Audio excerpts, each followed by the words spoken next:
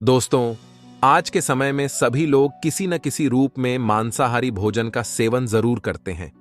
परंतु क्या आपने कभी सोचा है कि जो मनुष्य मांसाहारी भोजन करता है और फिर ईश्वर की पूजा करता है, क्या ऐसे मनुष्य के पूजा ईश्वर स्वीकार करते हैं?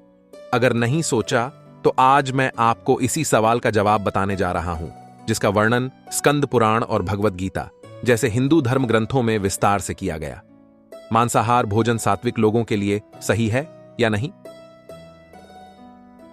स्कंद पुराण काशी खंड तीसरे अध्याय में बताया गया है कि जो मनुष्य मांस खाता है उसके जीवन को धिक्कार है।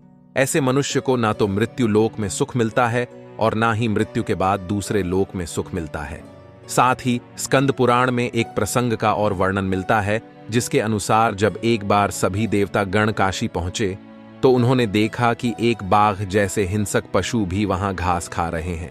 इसके अलावा स्कंद पुराण में यह भी बताया गया है कि यदि भूख से किसी प्राणी की मृत्यु होने को हो तो भी उसे मांस नहीं खाना चाहिए।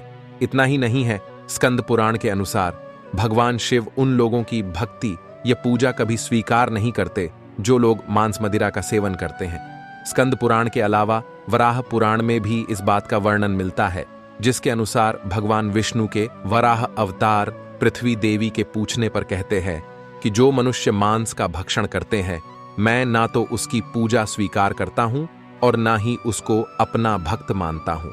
साथ ही भगवान विष्णु के वराह अवतार पृथ्वी देवी से यह कहते हैं कि जो मनुष्य मछली या दूसरे पशुओं के मांस का सेवन करता है, मेरे लिए उससे बड़ा अपराधी और कोई भी नहीं। इसके अलावा भगवद गीता में भगवान श्री कृष्ण ने यह भी बताया है कि मनुष्य को क्या खाना चाहिए और क्या नहीं। भगवान कृष्ण के अनुसार मांस एक तामसिक भोजन है, जिसके सेवन से मनुष्य की बुद्धि छीन होने लगती है और मनुष्य अपनी इंद्रियों पर से नियंत्रण खो देता है। उसके बाद मनुष्य ना चाहते हुए भी कई तरह के अपराधों का भागी बन जाता है।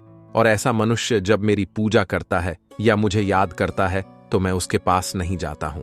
फिर पूजा कोई भी देवता स्वीकार नहीं करते और ऐसे मनुष्य को ना ही कोई देवता मदद करते हैं। इसलिए मनुष्य को चाहिए कि वह सात्विक भोजन करें ताकि उसके जीवन काल और मृत्यु के बाद भी ईश्वर का शरण मिल सके।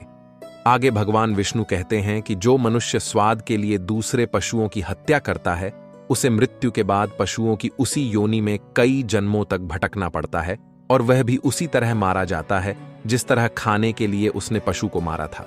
इसलिए मित्रों, यदि आप पूजा या फिर ईश्वर की भक्ति में विश्वास रखते हैं तो फिर मांसाहार का सेवन करना बंद कर दीजिए। वैसे भी मांसाहार भोजन को वैज्ञानिक रूप से उचित नहीं माना गया है।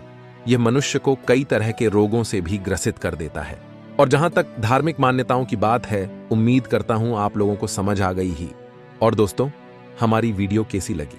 लाइक, कमेंट, शेयर करके जरूर बताना। और हां, मेरे दोस्त, चैनल को सब्सक्राइब जरूर करना। आपका धन्यवाद।